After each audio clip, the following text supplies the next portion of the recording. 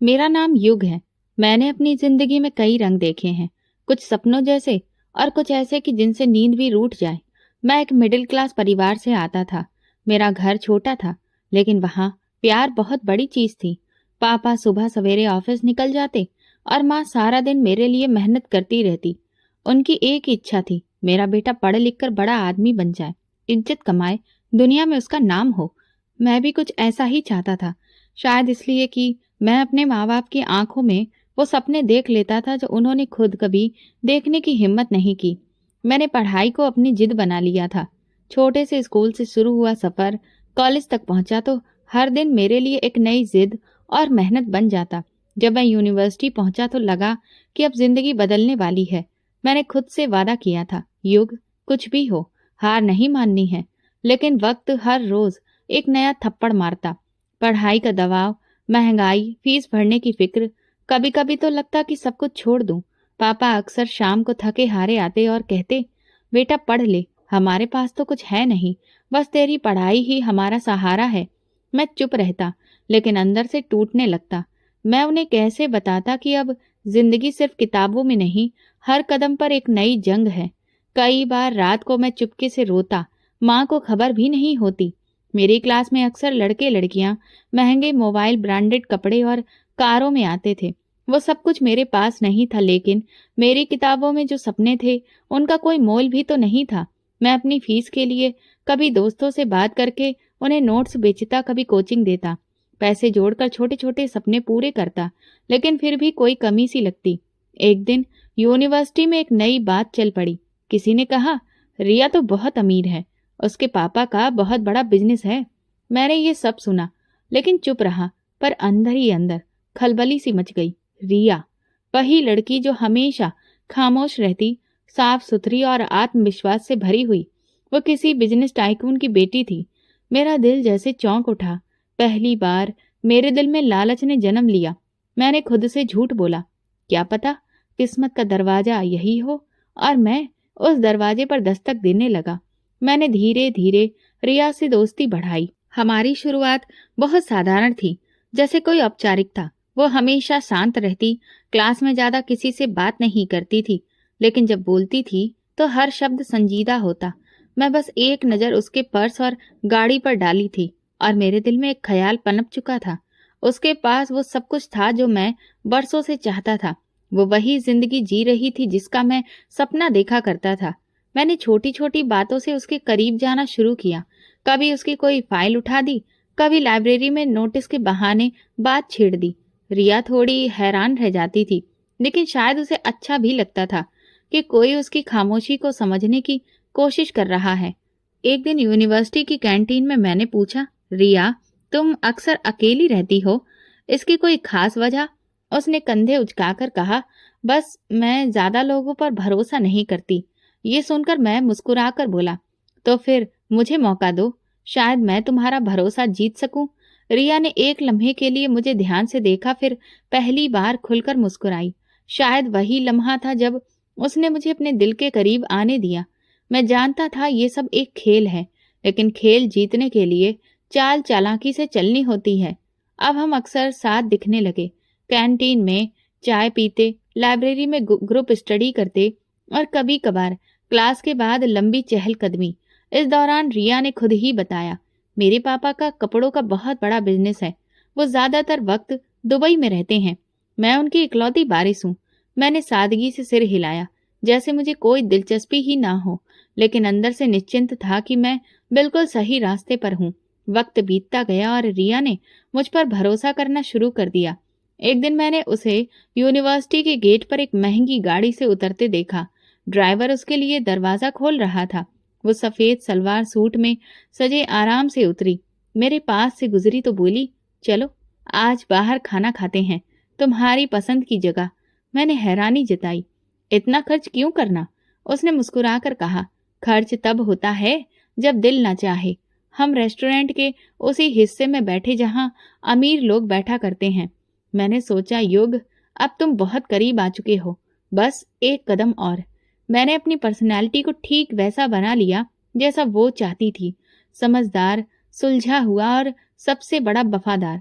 और वो वाकई मेरी बातों में आ चुकी थी।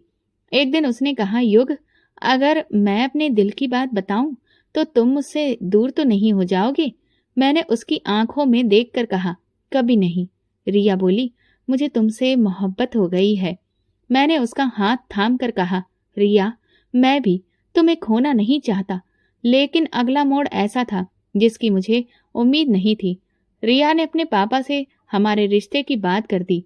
उसने बताया कि उसके पापा बहुत सख्त हैं, लेकिन वो किसी के सामने झुकने वालों में से नहीं है। उसने मेरे लिए हर हद पार कर दी। कई दिन घर में झगड़ा हुआ, यहाँ तक कि उसके पापा ने कहा, वो एक मामूली खानदान का लड़का है, तुम होश में तो हो? रिया ने जवाब दिया, अगर वो मामूली है तो मैं भी एक आम लड़की हूँ। मुझे युग से शादी करनी है। आखिरकार दबाव और बेटी की जिद के सामने उसका बाप झुक गया। हमारी शादी सादगी से हुई, लेकिन इसके बाद की जिंदगी बिल्कुल भी साधारण नहीं थी। बड़े से बंगले में दाखिल होते ही मुझे ये महसूस हुआ कि मैं वाकई में अब कुछ बन गया हूँ। हर तरफ नौकर, गाड़ियां, महंगे सूट और एक ऐसा रुतबा जो कभी सपने में भी नहीं देखा था। रिया हर वक्त मेरे साथ खड़ी होती, हर काम में मेरी सलाह ली जाती, हर फैसले में मेरी मौजूदगी जरूरी समझी जाती। शुरुआत के दिन बहुत खुशहाल बीते। मुझे बिजनेस की मीटिंग्स में ले जाया गया, फैक्ट्री के दौरे करवाए गए, जरूरी क्लाइंट से मेरी पहचान करवाई गई। रिया के पापा कभी गंभीर नजरों से मुझे देखते तो कभी खामोशी से सिर हिला देते। मैं उनकी नजरों में वो मुकाम पाना चाहता था जो वो रिया के लिए रखते थे, लेकिन शायद वो जानते थे कि मैं वो नहीं जो दिखता हूँ। एक शाम अचानक रिया के पापा की तबीयत बहुत ज्यादा बिगड़ गई। उन्हें हार्ट अटैक आया। अस्पताल ले जाया गया, लेकिन वो बच न सके। सब कुछ जैसे पलक झपकते ही बदल गया। बंगले में खामोशी छा गई और रिया का चेहरा सफेद पड़ गया। मैं उलझ गया। मुझे दुख तो हुआ, लेकिन इस दुख के साथ एक अजीब सा एहसास भी था। अब ये सब कुछ मेरा है। कुछ ही दिन बाद वकील ने बताया कि रिया के पापा ने अपनी सारी जायदाद, फैक्ट्रियां, बैंक अकाउंट्स और पूरा बिजनेस रिया के नाम पर कर दिया है, और रिया ने सब कुछ मेरे नाम कर दिया। अब आप ही सब कुछ संभालेंगे सर? वकील ने फाइल बंद करते हुए कहा। मैंने खामोशी से सिर हिलाया, लेकिन दिल के अंदर खुशी की लहर दौड़ गई। अब मैं वो युग नहीं रहा जो फीस भरने के लिए नोट्स बेचता था। अब मैं एक बिजनेसमैन था, कामयाब, अमीर और रुतबेदार। मैंने रिया का शुक्रिया अदा किया, उसके सिर पर हाथ रखा। वो बोली, मुझे खुशी है कि अब तुम पापा के बिजनेस को संभालोगे। अब तुम ही मेरे सब कुछ हो। रिया ने मेरा साथ दिया, लेकिन मैं अब धीरे धीरे उससे दूर होने लगा। मैं रोज फैक्ट्री जाता, वापसी पर देर से घर आता, कभी बिजनेस पार्टनर की मीटिंग्स तो कभी किसी 5 स्टार होटल में डिनर। रिया कोई सवाल नहीं करती थी, शायद इसलिए कि उसने मुझे पूरी तरह से भरोसा दे दिया था। मेरे मम्मी पापा शहर के सबसे मशहूर और महंगे हॉस्पिटल में अपना इलाज करवा रहे थे। मैं उनसे अक्सर मिलने जाया करता था, लेकिन शायद अब उनकी उम्र पूरी हो रही थी। पहले माँ और फिर पापा दोनों ही भगवान को प्यारे हो गए, लेकिन उनकी आंखों में वो तसल्ली थी कि उनका बेटा अपनी जिंदगी में वो सब कुछ हासिल कर चुका है जिसके सपने उन्होंने देखे थे। उनके जाने के बाद जिंदगी कुछ दिन उदास रही, लेकिन फिर धीरे धीरे अपनी डगर पर लौट आई। एक रात मैं एक मशहूर बिजनेसमैन की पार्टी में गया। वहां का माहौल बिल्कुल अलग था। गाना बजाना, शराब, डांस और खूबसूरत चेहरों से वो माहौल भरा पड़ा था। एक आदमी मेरे पास आकर बोला, युग साहब, अब आप हमारे क्लब के मेंबर हैं, क्या कुछ खास पेश करूं आपके लिए? मैंने नजरें फेरते हुए पूछा, क्या है? वो बोला, बस आइए और खुद देख लीजिए। वो मुझे एक आलीशान कमरे में लेकर गया, जहां म्यूजिक थोड़ा धीमा था, लेकिन चेहरों पर रोशनी भरपूर पड़ रही थी। वहां एक मेज पर कुछ लड़कियां बैठी थीं। वे खूब हंस रही थीं और उनके जाम से जाम टकरा रहे थे। मेरे लिए खास मेज रखी गई थी। मैं उनके पास ही बैठ गया। पहली बार मेरे हाथ में जाम आया, जिसे अब तक मैंने सिर्फ दूसरों के हाथों में देखा था। एक लड़की मेरे करीब आकर बोली, युग साहब, आप हमारे नए मेहमान हैं। मैं हंसते हुए बोला, शायद अब मैं रोज रोज का मेहमान बन जाऊं। वो हंसने लगी और फिर वो रात मेरे लिए एक नया ही दरवाजा खोल गई। अगले दिन मैं फैक्ट्री में लेट पहुंचा। रिया ने पूछा, रात को कहाँ थे? फोन क्यों बंद था? मैंने फोन उठाकर दिखाया। बैटरी खत्म हो गई थी। क्लाइंट के साथ देर तक मीटिंग थी। उसने भरोसा कर लिया। वह हमेशा ही भरोसा कर लेती थी। कुछ दिन बाद मेरी पहचान गौहर जान से हुई। वो एक रुतबे वाली औरत थी, बिजनेस कम्युनिटी में बहुत फेमस, लेकिन उसकी महफिलें अंदरूनी महखानों में ज्यादा मशहूर थीं। एक दिन पार्टी में उसने मेरा हाथ पकड़कर कहा, युग, तुम जैसे नौजवान को कुछ खास दिखाने का दिल है। गौहर जान ने मेरे लिए वो दरवाजा खोला जिसके पीछे वो सब कुछ था जो मैंने अब तक सिर्फ फिल्मों या कहानियों में सुना था। पहली बार जब मैं उसके साथ उसकी महफिल में गया तो हैरत से ज्यादा ताज्जुब हुआ। वो जगह एक आम इमारत के पिछले हिस्से में थी, लेकिन अंदर जाते ही माहौल बदल जाता। हल्की रोशनी, धीमे संगीत की आवाज और अलग अलग खुशबुओं की महक। युग साहब, यहाँ हर चीज खास है, बस चुनने की देर है, गौहर ने मुस्कुराकर कहा। मैं खामोशी से कमरे के अंदर देखता रहा। सामने सोफे पर कई लड़कियां बैठी थीं। हर एक का अंदाज, लिबास और बातचीत अलग थी। उनमें से एक ने मेरी तरफ देखकर धीरे से आंख मारी। मैं नजर चुरा गया, लेकिन गौहर ने मेरी पीठ पर हाथ रखकर कहा, आज तुम नए हो, कल ये सब तुम्हें चाहने वाली होंगी। पहली रात एक गुमराह रास्ते ने मुझे पकड़ लिया था। दौलत की वजह से मैं वहां खास मेहमान था। मेरे लिए हर हद पार की जा सकती थी। गौहर जान ने एक लड़की को इशारा किया, चांदनी, साहब को कंपनी दो। चांदनी हंसते हुई मेरे पास आकर बैठ गई। वो चमकती आंखों वाली लड़की थी। युग साहब, पहली बार आए हैं क्या? वो हंसकर बोली। मैंने कहा, हाँ, तुम भी खास लग रही हो। मैं थोड़ा झिझकते हुए बोला। वो फिर से खिलखिलाकर हंसते हुए बोली, यहाँ सब खास होते हैं, बस कुछ कम और कुछ ज्यादा। उस रात के बाद मेरी वापसी का कोई सवाल ही नहीं था। अगले दिन और फिर अगला दिन मैं हर रात वहीं होता। हर बार एक नया चेहरा, नई बात, नई फिजा। मैंने बस एक नियम बनाया, किसी से दिल नहीं लगाना है, सिर्फ वक्त गुजारना है। रिया को कुछ भी खबर नहीं थी। वो अभी भी वही पुरानी रिया थी। हर सुबह मेरे लिए, हर रात मेरे इंतजार में आंखें बिछाए बैठी। मैं रोज नया बहाना बनाता। क्लाइंट के साथ था, बिजनेस ट्रिप पर था, देर हो गई। अक्सर वो कहती, युग, तुम बहुत बदल गए हो। पहले तुम छोटी छोटी बातें भी बताते थे, अब तो मुझसे दूर हो गए हो। जिंदगी बदल गई है रिया, सब कुछ बदल गया है। मैं जानता था कि मैं जो कुछ भी कर रहा हूँ वो गलत है, लेकिन उस पल में मेरे लिए कोई भी चीज गलत या सही नहीं रही थी, बस मेरी इच्छाएं थी। गौहर जान अब मेरे रूटीन का हिस्सा बन चुकी थी। अक्सर वो खुद कॉल करती, युग, आज एक खास मेहमान आ रहा है, तुम जरूर आना। एक रात उसने मुझे एक बेहतरीन पार्टी में बुलाया, जहां सिर्फ वीआईपी लोग ही आ सकते थे। पार्टी एक बंगले में हुई, शहर के सबसे महंगे इलाके में। वहां पहुंचते ही फोन बंद करना होता था और चेहरे पर नकाब पहनना नियम था। वहां दाखिल होते ही एक नई दुनिया मेरा स्वागत कर रही थी। कमरे गहरे रंग में डूबे हुए, दीवारों पर अजीब तस्वीरें और माहौल में एक अजीब सा सन्नाटा। गौहर मेरे कान में बोली, ये वो जगह है जहां तुम अपनी हर ख्वाहिश पूरी कर सकते हो, बिना किसी सवाल के। मैंने वहां कई ऐसे चेहरे देखे जो आम जिंदगी में बहुत रुतबे वाले और साफ सुथरे किरदारों में जाने जाते थे, लेकिन वहां सब बराबर थे, सब बेनकाब। मैं खुद को रोक नहीं पा रहा था। कभी कभी मैं खुद हैरान होता, क्या मैं वही युग हूँ जो अपने माँ बाप की जिंदगी बेहतर बनाने के लिए लड़ाई लड़ रहा था?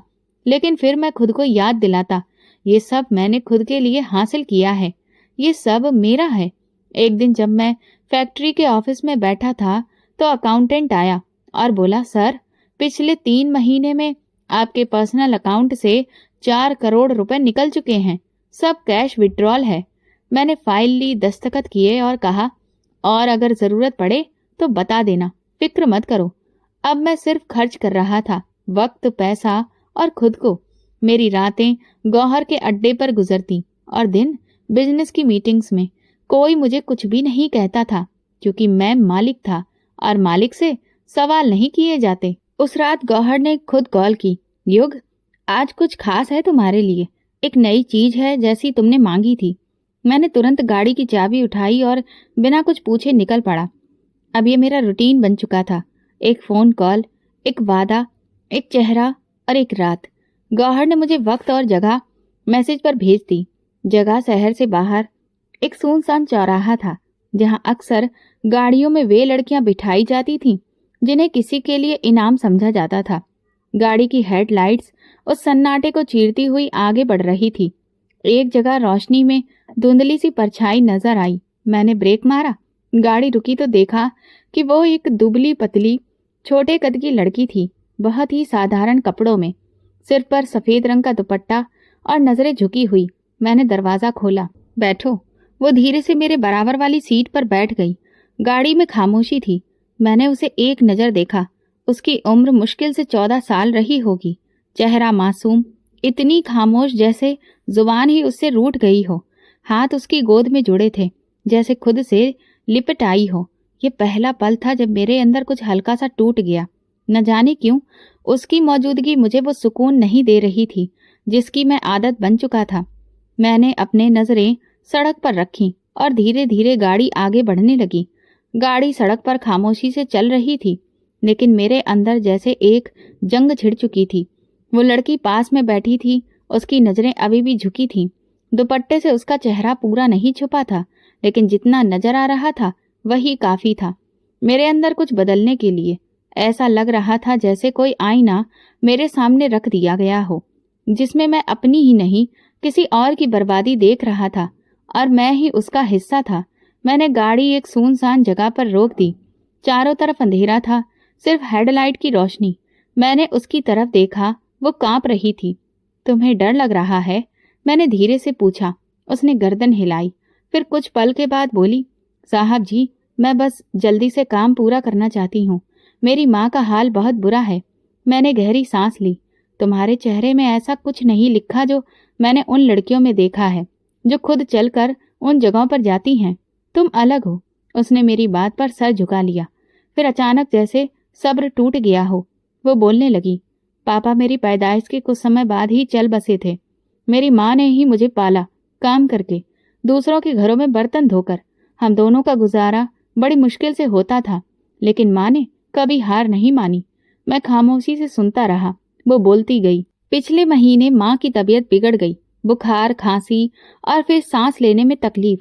डॉक्टर ने कहा दवा महंगी है। हमने अपनी जमा पूंजी खत्म कर दी, रिश्तेदारों से मांगा, सबने इनकार कर दिया। आखिर में चाचा के पास गई माँ की दवा के लिए।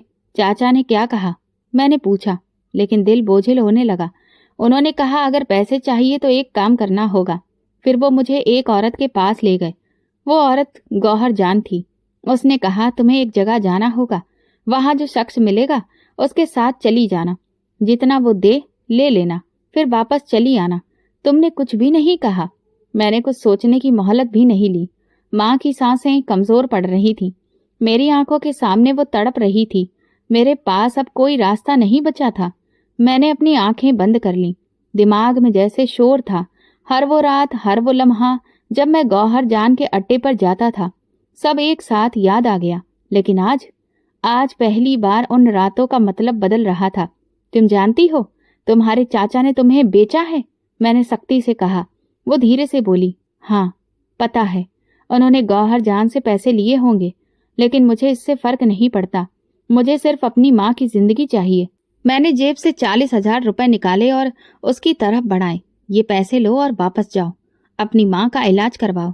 उसकी आंखें फटी की फटी रह गईं। आप कुछ नहीं करेंगे? नहीं, और तुम भी कभी दोबारा ऐसी जगह जाने के बारे में सोचना भी मत। तुम अभी बच्ची हो, तुम्हारे सपने खत्म नहीं हुए, बस तुम्हें लड़ना पड़ेगा। वो रो पड़ी, इस बार जोर से। मैंने उसके आंसू साफ नहीं किए, न तसल्ली दी, बस दरवाजा खोला और कहा, चलो मैं तुम्हें घर छोड़ देता हूँ। वो धीरे से उतरी और फिर पिछली सीट पर जाकर बैठ गई। रास्ते भर खामोशी रही। जब उसका मोहल्ला आया तो मैंने गाड़ी रोक दी। यहीं रहती हो? जी। गली के आखिर में। जाओ और वादा करो कि कभी भी दोबारा ये फैसला नहीं करोगी। उसने हिचकियों के बीच में सर हिलाया। वादा। वो उठकर चलने लगी। मैंने बैक व्यू मिरर से देखा। वो बार बार पीछे मुड़कर देख रही थी, जैसे कि उसे यकीन नहीं हो रहा हो कि कोई सिर्फ मदद के लिए आया था, बिना कुछ लिए। मैंने गाड़ी स्टार्ट की और धीरे से आगे बढ़ा दी। उस रात मैं घर देर से नहीं पहुंचा। रिया जाग रही थी। दरवाजा खोलते ही बोली, आज जल्दी आ गए। मैंने बस सर हिलाया। हाँ, बस थक गया था। वो मुझे देखती रही। शायद उसे महसूस हुआ कि कुछ बदल गया है। मैं सीधा अपने कमरे में गया और कई घंटे बालकनी से आसमान देखता रहा। न गौहर का फोन आया, न किसी से बात की। बस एक चेहरा बार बार सामने आता रहा, वो साधारण सा डरा हुआ चेहरा, वो सच जो मुझे तोड़ गया था। मुझे नहीं पता था कि एक लम्हा, एक वाकया इंसान को अंदर से बदल सकता है, लेकिन मैं खुद को वही इंसान महसूस नहीं कर रहा था जो कुछ दिन पहले तक अय्याशी को ही कामयाबी समझता था। अगली सुबह जब मैं ऑफिस पहुंचा तो सब कुछ रोज की तरह था, लेकिन मेरे अंदर कुछ बदल चुका था। कॉन्फ्रेंस रूम में मीटिंग चल रही थी, लेकिन मेरी नजरें सामने स्लाइड पर नहीं थी। खिड़की से बाहर कहीं रुकी हुई थी। कोई बात कर रहा था, कोई हिसाब समझ रहा था, लेकिन मेरी नजर में सिर्फ वो चेहरा घूम रहा था। वो छोटी सी लड़की, वो साधारण से कपड़े, वो कपकपाती हुई आवाज। युग साहब, आप कुछ कहना चाहेंगे? मैनेजर ने सवाल किया। मैं चौंक कर उसकी तरफ देखा, फिर धीरे से कहा, नहीं, सब ठीक है, आप लोग आगे बढ़िए। मैं पहली बार किसी मीटिंग में खामोश रहा था।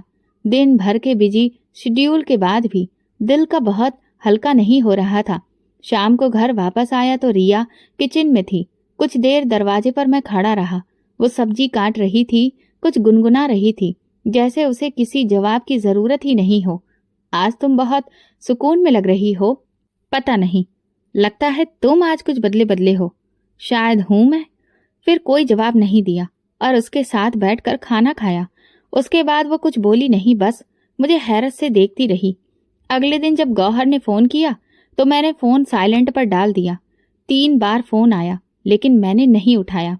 और रात को जब गाड़ी निकाली तो गौहर के अड्डे की तरफ रुख करते करते रुक गया। यू टर्न लिया और घर वापस आ गया। ये छोटा सा फैसला मेरे लिए नया था, लेकिन इस फैसले में एक अजीब सा सुकून था। आप आज जल्दी घर आ गए? हैरानी से रिया ने पूछा। बस, कहीं जाने का दिल नहीं था, मैंने खामोश सा जवाब दिया। वो अपनी बात खत्म करके चली गई थी, लेकिन मैं जानता था कि उसके दिल में सवाल उठ रहे हैं। मैं दिनों में कम बोलने लगा और रातों को कम चैन की नींद लेने लगा और धीरे धीरे गौहर के अड्डों से दूरी बनाने लगा। एक बार वो खुद मेरे दफ्तर में आ गई, कहने लगी, युग, क्या हुआ है तुम्हें? तुम वो नहीं रहे जो पहले थे। हाँ, और अब मैं वो रहना भी नहीं चाहता। मैंने बहुत खुश होकर कहा, तुम इतनी आसानी से निकल नहीं सकते, जानते हो। मैं चाहूं तो सब कुछ छोड़ सकता हूं, और वही करने का अब वक्त है। उसके चेहरे पर पहली बार संजीदगी आई, लेकिन उसने कुछ नहीं कहा और उठकर चली गई। लेकिन उसकी आंखों में एक अनजान धमकी थी। मेरे दिल में उसके लिए एक नफरत सी जन्म लेने लगी थी। अब वहां जाने का ख्याल भी मुझे बोझ लगता था, जैसे कि मैं किसी गटर में दोबारा कदम रखने की हिम्मत ना कर पा रहा हूं। रिया ने मेरी बदलती हालत पर सवाल नहीं किया, लेकिन उसने मेरा हर अंदाज पढ़ना शुरू कर दिया था। एक दिन बोली, युग, कुछ है जो तुम कहना चाहते हो? नहीं, बस थोड़ा सा उलझा हुआ हूं मैं तुम्हें सुन सकती हूँ, जैसे तुमने पहले सुनाया था। मैं चुप रहा, लेकिन मुझे यह खामोशी पहली बार काटने लगी। अब मैं अक्सर उसके साथ बैठता, खाना खाता, पुराने एल्बम्स निकालता या रात को लॉन में चहलकदमी करता। वो हैरत में डूबी रहती। कभी कभार पूछती, क्या सब ठीक है? नहीं, लेकिन अब ठीक करने की कोशिश कर रहा हूँ। धीरे धीरे कई साल बीत गए और यही सब चल रहा था। लेकिन एक और चीज अजीब सी थी जो मेरे साथ हो रही थी, जिसे मैं नजरअंदाज कर रहा था। थकान। वो अब ज्यादा हो चुकी थी। खांसी, कभी बुखार, कभी शरीर में बेवजह दर्द। पहले सोचा कि मौसम की मार है, फिर सोचा काम की थकान है, लेकिन जब ये लगातार होने लगा तो रिया ने कहा, चलो डॉक्टर के पास, बहुत काम है। फिर कभी, योग, सेहत पहले है। रिया, मैं ठीक हूँ, लेकिन मैं जानता था कि मैं ठीक नहीं था। एक दिन ऑफिस में चक्कर आ गया, सामने सब कुछ धुंधला हो गया। कुर्सी पर गिरने से पहले एक आवाज सुनी, सर, सर। होश आया तो अस्पताल में था। होश आया तो रिया मेरे पास बैठी थी और डॉक्टर रिपोर्ट देख रहा था। आपकी तबीयत कब से खराब है? डॉक्टर ने सवाल किया। कुछ दिनों से। मामूली सी बात है। मामूली बात होती तो बेहोश नहीं होते आप। हमें और ज्यादा टेस्ट करने होंगे। रिया ने मेरा हाथ पकड़ा। अब कुछ मत छुपाना युग। मैंने नजरें चुरा ली। दिल में डर था जो पहले कभी नहीं था। अगले दिन कुछ और ब्लड टेस्ट हुए। डॉक्टर ने कहा हम कुछ इन्फेक्शंस चेक करेंगे, कुछ रिपोर्ट्स कल तक आ जाएंगी। उस रात अस्पताल के बिस्तर पर लेटे हुए मैं सिर्फ छत देखता रहा। बाहर बारिश हो रही थी और मेरे अंदर कुछ टूटने के करीब था। वो सब रातें, वो सब गलतियां, सब याद आ रही थी। रिया मेरी तरफ देख रही थी। उसकी आंखों में खामोश सवाल था जिसका जवाब मेरे पास नहीं था। लेकिन एक बात साफ हो गई थी, मैं चाहे जितना भी बदल जाऊं, अतीत अपनी कीमत जरूर लेता है। और शायद वो वक्त आ चुका था। अस्पताल का कमरा शांत था, लेकिन कमरे के अंदर एक ऐसा शोर था जो सिर्फ मुझे सुनाई दे रहा था। दीवार पर चलती घड़ी की सुइयां जैसे मेरी जिंदगी गिन रही थी। डॉक्टर अंदर आया। हाथ में एक फाइल थी, चेहरे पर हल्की सी संजीदगी। युग सर, आपकी रिपोर्ट आ चुकी है। उसकी आवाज में वो नमी थी जो अक्सर बुरी खबर से पहले सुनाई देती है। मैं सीधे होकर बैठने की कोशिश करने लगा, लेकिन शरीर में जैसे जान ही नहीं रही थी। क्या दिक्कत है? मैंने मामूली लहजे में पूछा। डॉक्टर ने कुर्सी खींचकर मेरे पास बैठते हुए कहा, हमें अफसोस है, लेकिन आप HIV पॉजिटिव हैं और ये बीमारी अब अपने आखिरी स्टेज पर पहुंच चुकी है। शब्दों का बोझ मेरे सीने पर ऐसे गिरा जैसे कोई पहाड़ आकर बैठ गया हो। मैंने पलक के झटके में जैसे सुना ही नहीं। क्या आपको यकीन है? मेरी आवाज खुद मेरे कानों में अजनबी लग रही थी। हमने सारे टेस्ट कंफर्म किए हैं। आपके शरीर की रोग प्रतिरोधक क्षमता खत्म हो चुकी है। इसकी इम्यूनिटी इतनी कम हो गई है कि किसी भी इन्फेक्शन से खतरा बहुत बढ़ सकता है। मैं खामोश हो गया। आंखें छत की तरफ उठी जहां बस एक सफेद खालीपन था। मन में एक एक करके चेहरे आने लगे। कभी रिया का, मेरे माँ बाप का, वो मासूम बच्ची और गौहर, और फिर उसके बाद वो दर्जनों चेहरे जो अब धुंधले पड़ चुके थे। कितना वक्त है मेरे पास? डॉक्टर ने फाइल बंद करते हुए कहा। ये बताना मुश्किल है। हो सकता है कुछ हफ्ते, हो सकता है 1 महीना, लेकिन ठीक होने की उम्मीद कम है। मैंने सिर्फ सर हिलाया। डॉक्टर चला गया और मैं बिस्तर पर लेट गया। सांस लेते हुए महसूस हो रहा था कि जैसे हवा भी अब अपना बोझ दिखा रही हो। अगली सुबह रिया को 4 धाम की यात्रा पर जाना था। मैंने उसे कुछ भी नहीं बताया। उसने अपना बैग पैक किया और मेरे पास आकर बोली, युग, प्रार्थना करना। मैंने जवाब दिया, तुम बस अपना ख्याल रखना। उसने मेरे माथे पर हाथ फेरा और फिर चली गई। उसके जाने के बाद जैसे कमरे में अंधेरा फैल गया। मैं उसी बिस्तर पर लेटा रहा, कभी आंखें बंद करता, कभी खोलता, कभी सोचता। कुछ देर बाद अस्पताल के पर्दे हटे। एक नर्स आई, अंदर दाखिल हुई। उसने मुझे देखा और हल्की सी मुस्कुराहट फैलाई। मैंने नजरें मोड़ ली। अब किसी से बात करने का दिल नहीं था। वो ब्लड प्रेशर चेक करती रही, कुछ लिखती रही और फिर खामोशी से बाहर चली गई। दिन गुजरते गए, लेकिन मेरे लिए वक्त अब एक बेईमानी सी गिनती बन चुका था। खाना खाता लेकिन छोड़ देता था। दवाइयां रखी जाती, मैं हाथ भी नहीं लगाता। एक दिन मैंने अपना मोबाइल खोला। गौहर का पुराना मैसेज अभी भी बिना पढ़े पड़ा था। लौट आओ युग, तुम्हारे लिए सब वैसा ही है। मैंने मैसेज डिलीट कर दिया और मोबाइल ऑफ कर दिया। एक दिन शाम को मैंने अपनी पुरानी डायरी निकाली। उसके पहले पन्ने पर लिखा था, मेरी कामयाबी मेरे माँ बाप की खुशी होगी। मैं हंस पड़ा, एक थकी हुई टूटी हुई हंसी। अस्पताल के बिस्तर पर लेटे हुए कई दिन गुजर चुके थे। रिया अभी तक वापस नहीं आई थी और मैं वक्त के साथ साथ कमजोर होता जा रहा था। हर दिन एक जैसा था। वही सफेद छत, वही दवा की गंध और वही खामोशी जिसमें मौत की आहट सुनाई देने लगी थी। डॉक्टर दिन में 2 बार आते, रिपोर्ट्स देखते, खामोशी से सिर हिलाते और चले जाते। एक नर्स रूटीन से आती, सुबह भी शाम भी। उसकी मौजूदगी में कोई दिखावा नहीं था। दवा देती, ब्लड प्रेशर चेक करती और कभी कभी पानी का गिलास पकड़ा देती। एक शाम जब मैं बिस्तर पर आंखें बंद किए लेटा था, मुझे किसी के चलने की हल्की सी आवाज सुनाई दी। कदमों की आहट जैसे कमरे की दीवारों से टकराकर मेरे दिल तक आ रही थी। आंखें खोली तो वही नर्स सामने खड़ी थी, लेकिन इस बार चेहरा जाना पहचाना लगा। मैंने ध्यान से देखा, एक पल पहचानने में लगा, फिर दिल जैसे रुक सा गया। तुम? तुम वही हो ना? मेरी आवाज कांप गई। वो धीरे से मुस्कुराई और सिर हिलाया। जी, मैं वही हूँ। मैं सीधा होकर बैठने की कोशिश करने लगा, लेकिन शरीर में जान नहीं थी। आंखों से आंसू बहने लगे। मैंने तुम्हें इस हाल में नहीं देखा था और मैंने आपको इस हाल में देखने की कभी प्रार्थना नहीं की थी। उसने कुर्सी खींचकर मेरे पास बैठते हुए कहा, तुम यहाँ कैसे? जिस दिन आपने मुझे पैसे देकर वहां से बचाया था, उसी दिन मेरी जिंदगी बदल गई थी। एक एनजीओ वाले हमें वहां से ले गए। उन्होंने मुझे पढ़ाया, अच्छी शिक्षा दी। मैंने नर्सिंग का कोर्स पूरा किया। अब उसी एनजीओ की मदद से इस अस्पताल में काम कर रही हूँ। मेरे दिल की हालत अजीब थी। आंखों के सामने धुंध सी छा रही थी, लेकिन दिल सुकून से भर गया था। और तुम रोज आती हो? हर रोज, सुबह से शाम तक, और हर दिन आपके लिए प्रार्थना करती हूँ। क्यों? मैंने धीरे से पूछा। क्योंकि आपने मेरे लिए वो किया जो कोई अपना भी नहीं करता।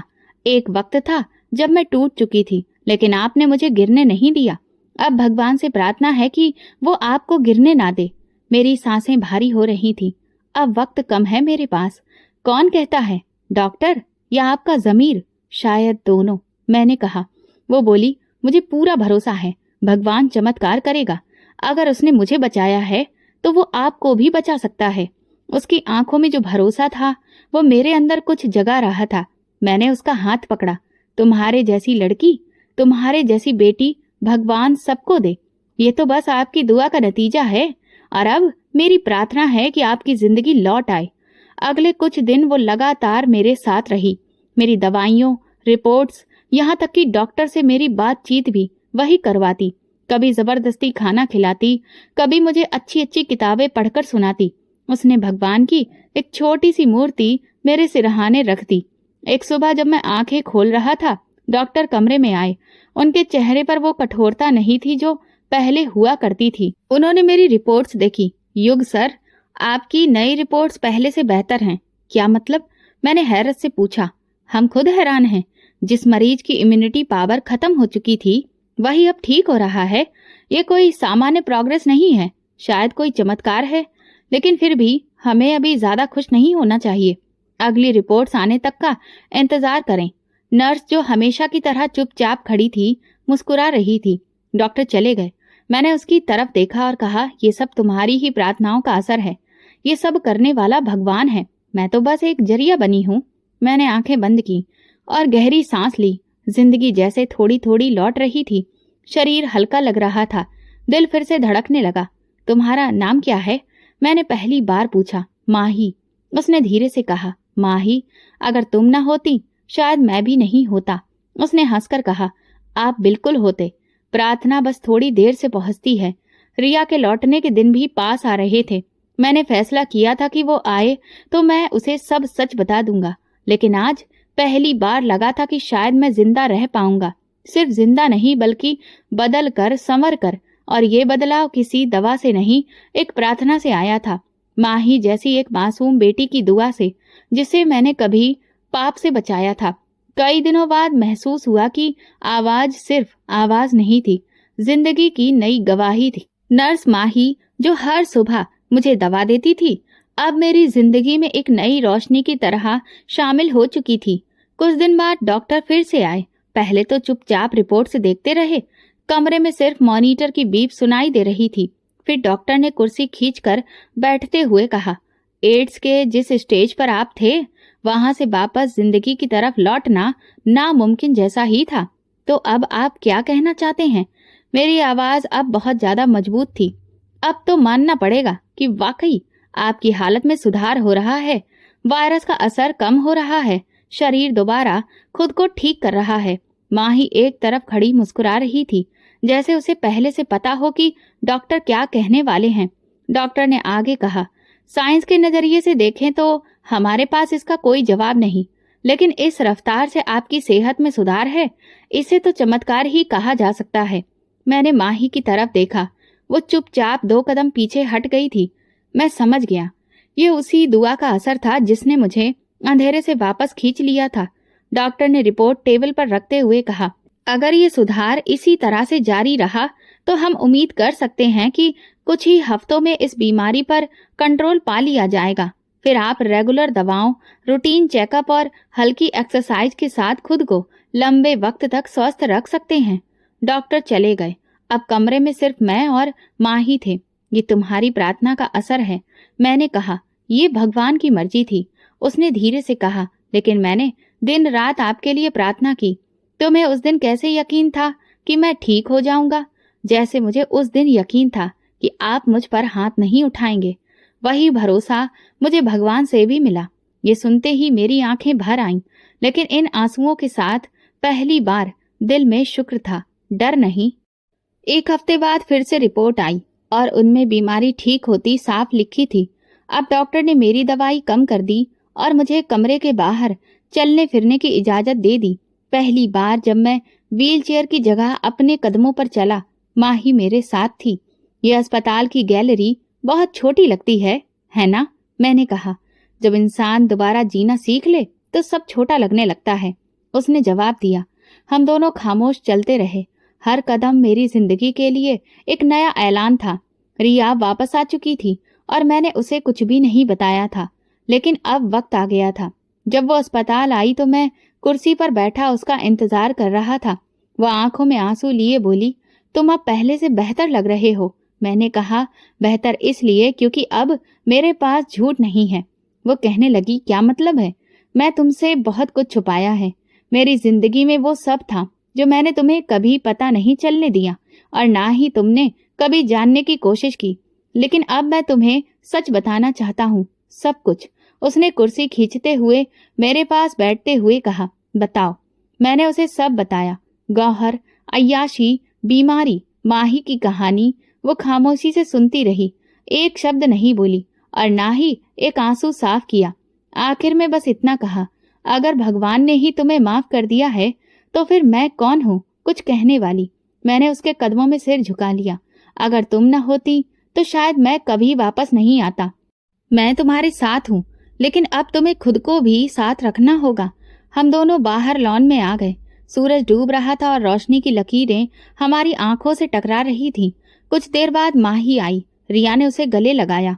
मैं तुम्हारी शुक्रगुजार हूँ बेटी, माही ने सिर झुकाकर कहा। ये सब आपके पति की पहली भलाई का सिला था। मैंने दिल ही दिल में सोचा, सच में अच्छाई कभी भी बेकार नहीं जाती और गुनाह कभी छुपता नहीं है। लेकिन अगर नीयत बदल जाए तो जिंदगी भी बदल सकती है। मैं अभी भी बीमार था, लेकिन उम्मीद अभी बाकी थी और ये उम्मीद किसी दवा से नहीं, दुआ से आई थी। एक मजबूर बेबस लड़की की दुआ जो अब एक मजबूत लड़की बन चुकी थी। और अब मेरी बेटी भी। अस्पताल से लौटते वक्त मैं बाहर खिड़की से देखता रहा और खामोश बैठा था। रिया मेरे बराबर बैठी थी। ड्राइवर कभी कभी आईने से हमारी तरफ देख लेता। शायद वो भी हैरान था कि ये युग जो हमेशा फोन में व्यस्त होता था आज बिल्कुल चुप है। रास्ते में मैंने रिया की तरफ देखा। मैं सोच रहा हूँ कि माही और उसकी माँ को हमारे साथ रहना चाहिए। रिया ने तुरंत कहा, मैं भी यही चाहती थी। उन्होंने हमारे लिए क्या कुछ नहीं किया। उसकी माँ बीमार है, वो अभी भी किराए के मकान में रह रही है। मेरे ख्याल में उन्हें यहाँ होना चाहिए, हमारे साथ, सुरक्षित और इज्जत के साथ। घर पहुंचकर मैंने तुरंत ही माही को फोन किया। मैं तुमसे एक बात करना चाहता हूँ। जी सर। नहीं, अब सिर्फ युग कहो और सुनो। अगर बुरा न लगे तो मेरी बात सुनो। मैं चाहता हूँ कि तुम और तुम्हारी माँ हमारे साथ आकर रहो। कुछ पल वो खामोश रही। ये कैसे हो सकता है? जैसे तुमने मुझे जिंदगी दी है वैसे ही मैं तुम्हें एक सुरक्षित जिंदगी देना चाहता हूँ, तुम्हें और तुम्हारी माँ को।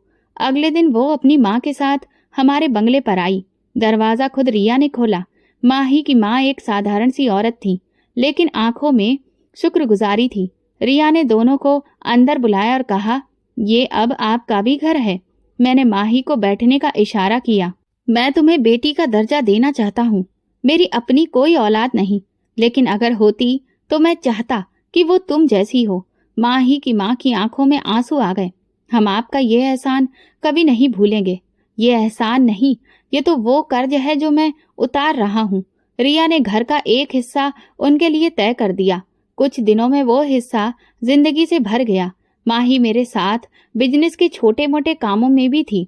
बहुत तेजी से सीखती और हर चीज की जिम्मेदारी से संभालती। तुमने कभी सोचा था कि तुम एक दिन यहाँ पहुंचोगी? नहीं, लेकिन आपने मुझ पर जो भरोसा किया उसने मुझे खुद पर भरोसा करना सिखाया है। वो अक्सर मुस्कुराती नजर आती। रिया माही को मार्केट लेकर जाती, किचन में उससे सलाह लेती। वो दोनों एक दूसरे के बिना अधूरी लगती। मैं उन दोनों को देखकर सोचता, शायद भगवान ने मेरे खाली दिल को इन दो रिश्तों से भर दिया था। मैंने फैक्ट्री में एक नया डिपार्टमेंट खोला, वुमेन एम्पावरमेंट यूनिट। उसमें वो लड़कियां काम करती थी जिन्हें जिंदगी ने तोड़ दिया था। वहां उनकी देखभाल होती, हुनर सिखाया जाता और इज्जत से जीने का तरीका दिया जाता। माही ने वहां पर बात की और कोऑर्डिनेटर का काम करना शुरू किया। पहली मीटिंग में वो लड़कियों के सामने बोली, मैं भी कभी ऐसे ही हालात में थी, लेकिन किसी ने मुझे गिरने से बचाया। अब मेरी बारी है। उस दिन के बाद हर लड़की की आंखों में एक नया लक्ष्य नजर आने लगा। रिया एक दिन मेरे पास आई और सामने बैठकर बोली, मैं आज खुद को बहुत बेहतर महसूस कर रही हूँ। तुमने जो कुछ भी किया वो इतनी जिंदगियों की बुनियाद है। कभी भलाई करने का मौका बहुत देर से आता है, लेकिन जब आता है तो सब बदल जाता है। अब तुम बदल चुके हो युग। मैंने उसका हाथ पकड़ा। हाँ, इस बदलाव की वजह तुम हो और वो बच्ची जिसकी प्रार्थना ने मुझे वापस लाया। अब मैं रोज सुबह जल्दी उठता, पूजा करता, घर के लॉन के पौधों को नई जिंदगी देता। हर महीने की पहली तारीख को मैं खुद लड़कियों से मिलता, उनकी कहानी सुनता और बताता, ये दुनिया तुम्हें ठुकरा सकती है, लेकिन तुम खुद को मत ठुकराना। माँ ही अक्सर कहती, कभी कभी एक वक्त का फैसला पूरी जिंदगी बदल देता है। मैं उसकी तरफ मुस्कुरा देता, और कभी किसी का एक आंसू पूरी आत्मा को धो देता है। ये मेरा नया सफर था, सच के साथ, मोहब्बत के साथ और उन रिश्तों के साथ जो किसी खून से नहीं, किसी नियत से बनते हैं। सुबह का वक्त था। मैं फाउंडेशन के ऑफिस में बैठा अपनी कुर्सी पर झूला झूल रहा था। मेज पर फाइलों का ढेर था, लेकिन नजर खिड़की से बाहर लॉन में खेलती बच्चियों पर थी, जो अब इस एनजीओ का हिस्सा थी। उनमें कई चेहरे ऐसे थे जो कुछ महीने पहले सड़कों पर ठोकरें खा रही थी। अब उनकी आंखों में डर नहीं, सपने थे। मैंने हाथ बढ़ाकर कॉल बेल बजाई। कुछ पल बाद माही अंदर आई। आज नई अपॉइंटमेंट से 3 बच्चियां दिल्ली से आई हैं। क्या कहानी है उनकी? 2 बहनें हैं अनाथ। तीसरी लड़की को उसके रिश्तेदारों ने घर से निकाल दिया। सबका यहाँ पर एडमिशन करवा दिया है। अच्छा किया। और डॉक्टर नायर से बात हो गई? जी, वो शाम को विजिट पर आएंगे। मैंने फाइल उठाई, दस्तखत किया और उसे पकड़ा दी। उन सब को साफ कपड़े दे देना, खाने का बंदोबस्त भी कर देना और रूटीन चेकअप भी। माही ने सर हिलाया और बाहर निकल गई। ये फाउंडेशन जिसका नाम हमने अमानत रखा था, अब शहर भर में पहचाना जाने लगा था। मीडिया अक्सर रिपोर्ट करता और कभी कभी खास चैनल के लोग इंटरव्यू लेने की बात करते, लेकिन मेरा ये नियम था कि कैमरे से नहीं, किरदार से पहचाना जाए। एक दिन एक टीवी चैनल से कॉल आई, हम चाहते हैं कि आप हमारे प्रोग्राम में आएं, अपनी कहानी सुनाएं। मैंने कहा, मेरी कहानी सुनाने के काबिल नहीं है, लेकिन जो सबक मैंने सीखा वो सुना जाना चाहिए। अगले हफ्ते मैं लाइव बैठा था। मेजबान ने मेरी पहचान बताई और फिर सवाल किया, सर, आपके अंदर ये बदलाव कैसे आया? मैं कुछ लम्हों के लिए खामोश रहा। एक प्रार्थना ने सब बदल दिया, और प्रार्थना भी ऐसी जो मेरे हाथों ही बर्बाद हो सकती थी। लेकिन मैं वक्त पर रुक गया। सर, क्या आप समझते हैं कि अच्छाई की कोई कीमत होती है? अच्छाई की कीमत नहीं, असर होता है। एक दिन मैंने एक अच्छाई की थी और उसी ने मुझे मौत के मुंह से वापस खींच लिया। मैंने कैमरे की तरफ मुंह करके कहा, मैं नौजवानों से कहना चाहता हूँ कि ये जिंदगी बहुत अनमोल है। गलत रास्ते की चमक ज्यादा देर नहीं रहती, लेकिन एक ईमानदारी से भरा कदम, एक साफ नियत और जिंदगी दोनों बदल सकता है। सोचो, तुम्हारी भलाई किसी की दुआ बन सकती है, और वो दुआ तुम्हें नहीं, तुम्हें जिंदगी दे सकती है। प्रोग्राम के बाद बहुत सारे फोन कॉल्स आए, नौजवानों के, बुजुर्गों के, यहाँ तक कि लड़कियों के भी। उन्होंने कहा, हमें बस एक प्लेटफॉर्म चाहिए था, शुक्र है कि आपने बना दिया। माही अब फाउंडेशन का चेहरा बन चुकी थी। वो दूसरों को अच्छी सीख देती, वर्कशॉप करवाती और लड़कियों को हुनर भी सिखाती। मैं अक्सर उसे काम करते हुए देखता तो दिल में अजीब सी तसल्ली महसूस होती थी, जैसे कि सब कुछ अब अपनी जगह पर है। एक दिन फाउंडेशन में पुलिस की एक टीम आई। एक एसएचओ मेरे ऑफिस में दाखिल हुआ और बोला, सर, एक लड़की आपसे मिलना चाहती है। उसे हमने चाइल्ड ट्रैफिकिंग से आजाद करवाया है। मैं खड़ा हो गया और कहा, उसे ले आइए। वो लड़की अंदर आई, छोटे कद की, आंखों में डर। मैंने प्यार से पूछा, क्या नाम है तुम्हारा? अनामिका। उसने धीरे से कहा, अब तुम सुरक्षित हो, ये तुम्हारा घर है। पुलिस चली गई। माही ने अनामिका को रहने की जगह दी, नए कपड़े दिए। माही मेरे पास बैठकर बोली, अब तो यहाँ पर हर दिन एक नई अनामिका आती है। शायद भगवान ने इसी दिन के लिए आपको बचाया था। मैंने इस बात पर सिर हिलाया और कहा, शायद मुझे इसीलिए गुनाह में डुबो कर रखा, ताकि जब मैं लौटूं तो इन सब को संभाल सकूं। मेरी तबीयत अभी भी पूरी तरह ठीक नहीं थी। डॉक्टर कहते थे, आपका शरीर एड्स को रोकने के लिए लगातार लड़ रहा है, लेकिन आपकी हिम्मत हमें हैरान कर रही है। मैं कहता, ये मेरा नहीं, बल्कि उन प्रार्थनाओं का नतीजा है जो मेरे लिए मांगी गई हैं। मैं जानता था कि जिंदगी की डोर अभी भी नाजुक है, लेकिन अब इसका मतलब सिर्फ सांस लेना नहीं था, बल्कि किसी के लिए जीने का कारण बन जाना था। मैंने फाउंडेशन के गेट पर एक तख्ती लगवाई और उस पर लिखवाया, ये जगह उन लोगों के लिए है जिन्हें इस दुनिया ने ठुकराया है, लेकिन भगवान ने अपनाया है। और यही मेरे सफर की असली कीमत थी, भलाई। तो दोस्तों, अगर आपको हमारी कहानी पसंद आई हो तो प्लीज कमेंट करके जरूर बताइएगा। इस वीडियो को लाइक करिए और प्लीज ज्यादा से ज्यादा शेयर करिए। अगर आप मेरे चैनल पर नए हैं तो सब्सक्राइब जरूर करें और नोटिफिकेशन बेल दबाएं, ताकि अगली अपडेट सबसे पहले आपको मिले। धन्यवाद।